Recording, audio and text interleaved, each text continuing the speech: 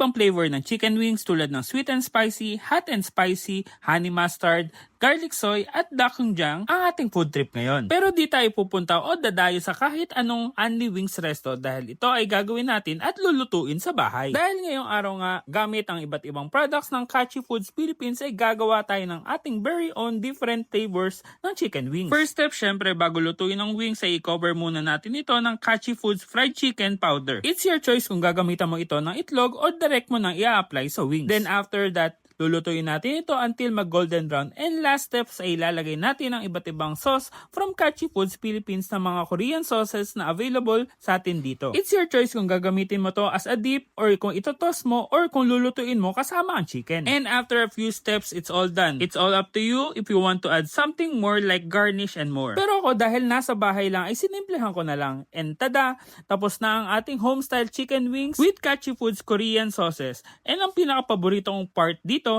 tara, bakbakan na natin to. Let's go. Natin. Tayo tayo, eat, ride, and grind.